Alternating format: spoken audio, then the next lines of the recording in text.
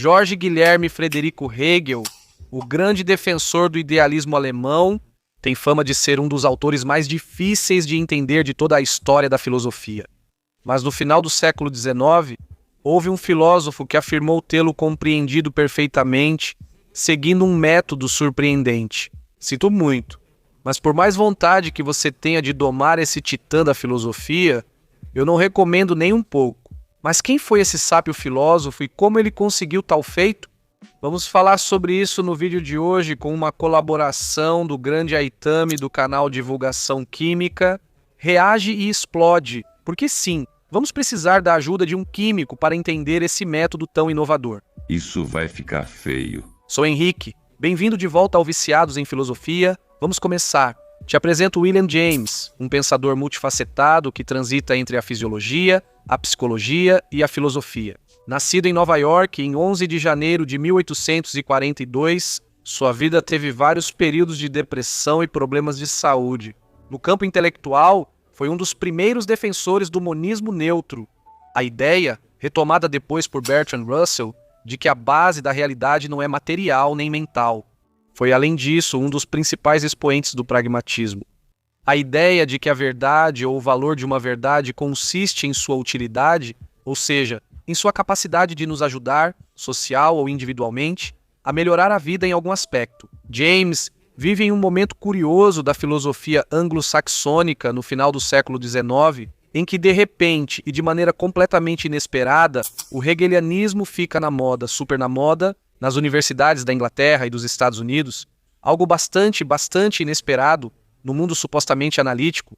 Como Hegel é um filósofo continental, escreve James em 1982. Somos agora testemunhas de um fenômeno singular na filosofia britânica e americana, o hegelianismo, tão extinto em sua terra natal.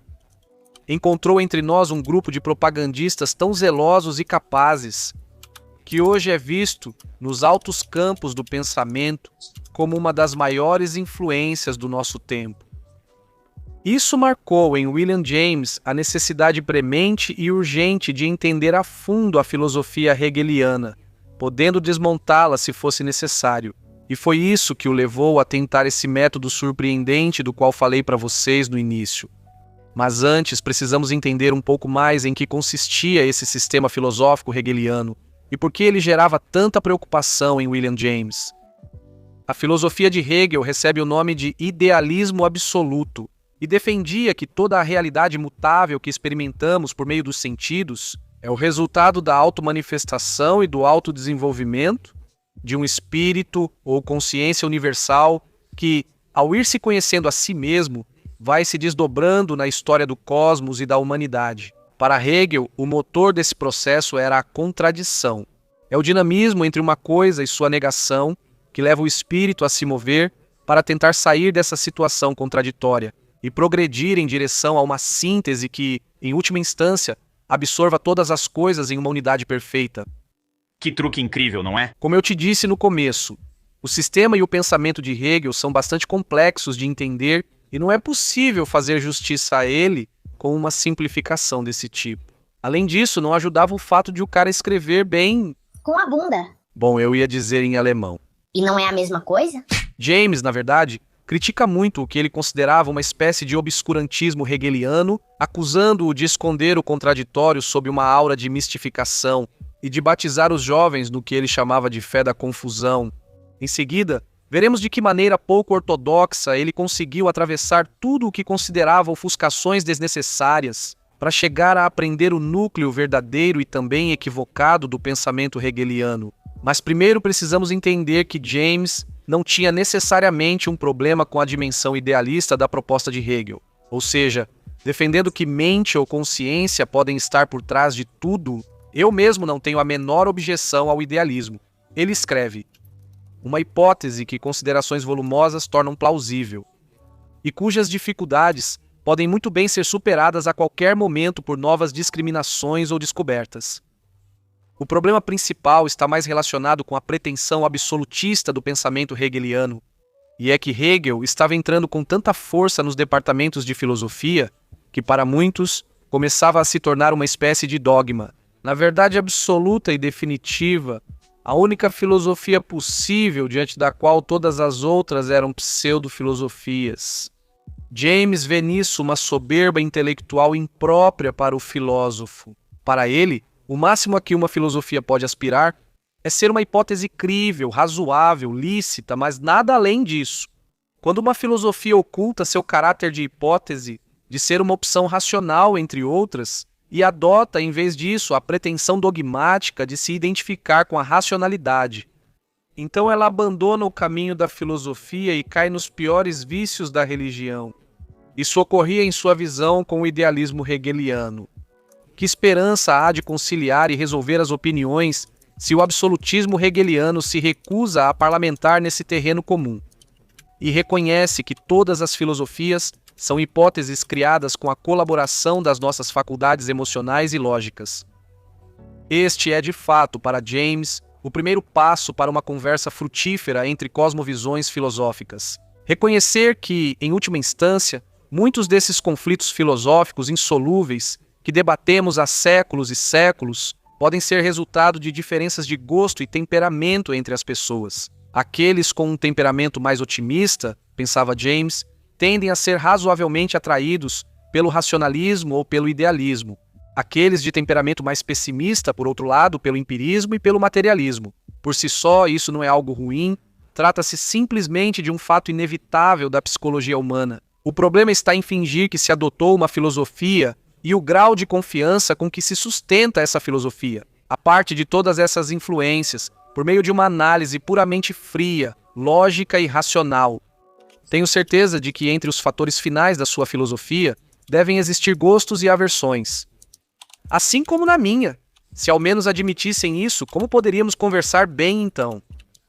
Assim como eu admito que tudo isso é possivelmente provisório, por que eles também não podem admitir que tudo poderia ser diferente? Ah, porque a própria noção de hipótese é tão abominável para a mente hegeliana. Não há possibilidade de diálogo sincero, portanto, nem de progresso filosófico. A menos que o hegelianismo desça do trono no qual ele mesmo se sentou e volte a ser considerada junto das outras posições filosóficas em igualdade. Este é o principal problema que James vê na nova moda hegeliana. Seu absolutismo, a pretensão de constituir a expressão perfeita, final e definitiva de uma verdade já fechada e, portanto, não sujeita a maiores discussões. Se a filosofia já foi concluída por Hegel, então não há mais espaço para continuar pensando nem para progredir. James afirma que o sistema hegeliano tem algo de verdadeiro. Agora, finalmente, conseguiu entender graças a um método pouco ortodoxo, inalando óxido nitroso. É brincadeira, né? Não, quem dera, mas não, é verdade, 100% real, sem fake. Ele relata sua experiência no artigo de 1882, os efeitos subjetivos do óxido nitroso. Mas antes, primeiro, não tente isso em casa de verdade. E segundo, o que é o óxido nitroso e o que pode acontecer se você inalar? Além de entender Hegel, claro, quem nos conta é Aitami, do canal de divulgação química Reaja Exploda. Olá, Aitami, tudo bem? Como você está? Olá, Henrique e todos, tudo bem? Ei, conheço um filósofo do século XIX que ficou muito chapado de óxido nitroso. Isso é normal? No século XIX, respirar óxido nitroso era comum e ele faz parte dos gases fictícios. Certo, não é que alguém tenha inventado isso, mas sim que era o nome que naquela época davam para os gases, quando não eram naturais, mas criados pelo ser humano. O óxido nitroso, no início, antes do século XIX, porque foi descoberto no final do XVIII, não tinha muito uso, mas então, no início do século XIX, caiu nas mãos da pessoa certa. O químico Humphrey Davy, que eu sempre defino como um cara da química. Esse cara descobriu o sódio, o potássio, isolou o cálcio pela primeira vez, ou seja, era um fera. E tinha uma coisa que Davy gostava de fazer. Ele gostava de testar em si mesmo tudo o que tinha ao seu alcance. Entre eles, o óxido nitroso. E o que aconteceu quando ele inalou? O que aconteceu com ele?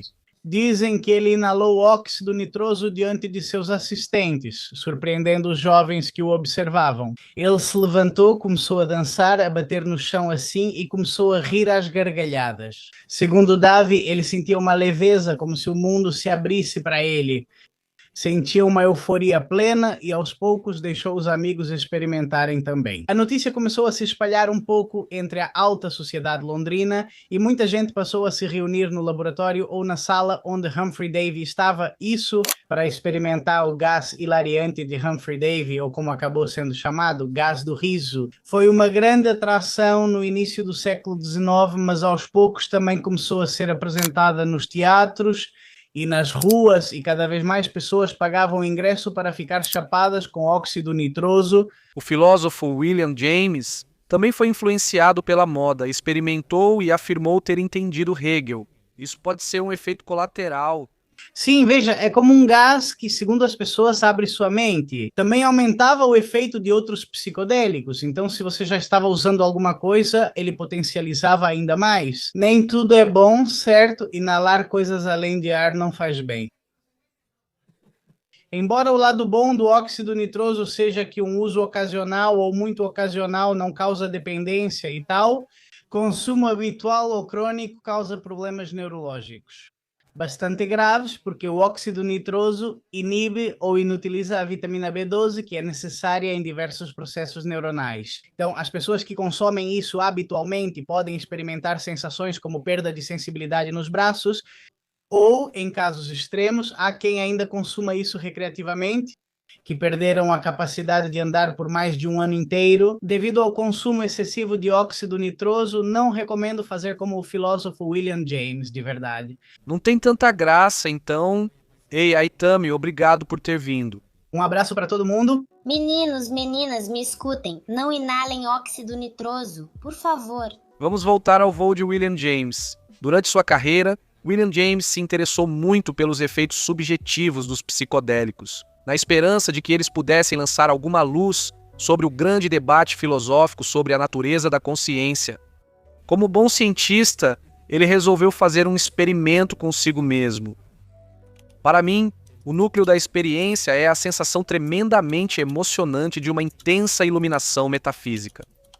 O centro e a periferia das coisas parecem unidos, o ego e seus objetos, o meu e o seu, são um só, agora.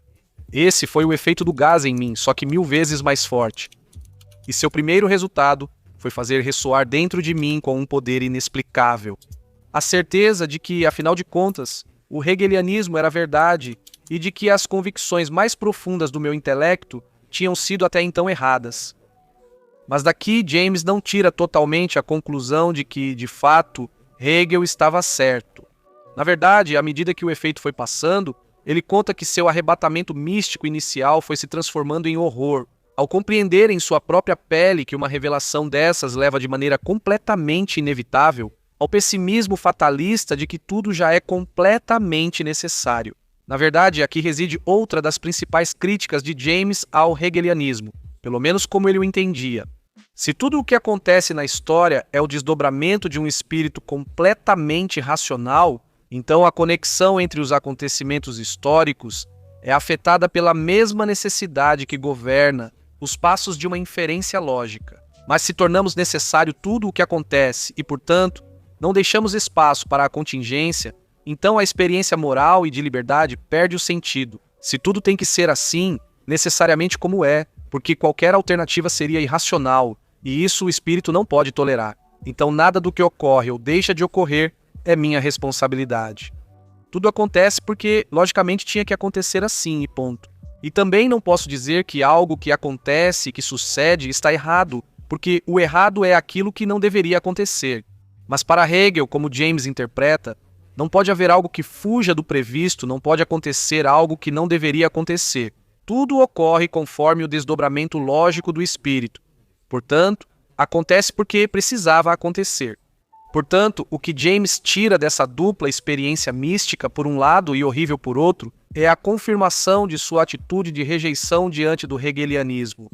Primeiro, ele vê com mais clareza o grão de verdade que existe no pensamento hegeliano e aquilo que atraiu a mente de tantas pessoas. A intuição de que, de certo modo, tudo é um só, que há uma unidade por trás da multiplicidade.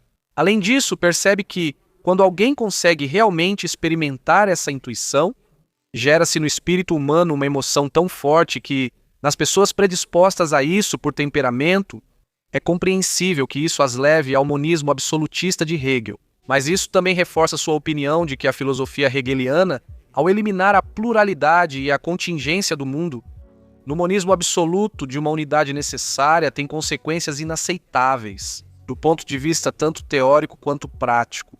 Minha conclusão é que a união das coisas em um mundo comum pode, ao ser percebida, gerar algo muito poderoso.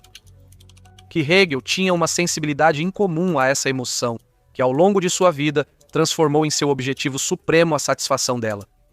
Que o indiferentismo é o verdadeiro resultado de toda a cosmovisão que coloca sua essência na infinidade e na continuidade.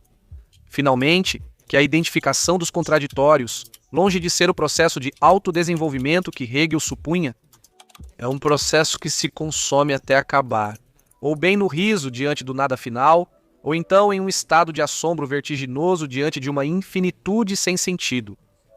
Embora James incentivasse fortemente todos a repetirem o experimento, eu não recomendo isso para você. Entender Hegel não vale tanto a pena. Recomendo continuar aprendendo sobre o pensamento de William James, que é interessante e mais fácil de entender. Você sabia que ele defendeu contra o pensamento comum da época, que a possibilidade de uma vida após a morte continuava sendo compatível com a evidência científica da relação entre mente e cérebro, mas tudo isso eu já te contei neste outro vídeo aqui. Então vai lá, clica para não perder e, acima de tudo, não pare de pensar.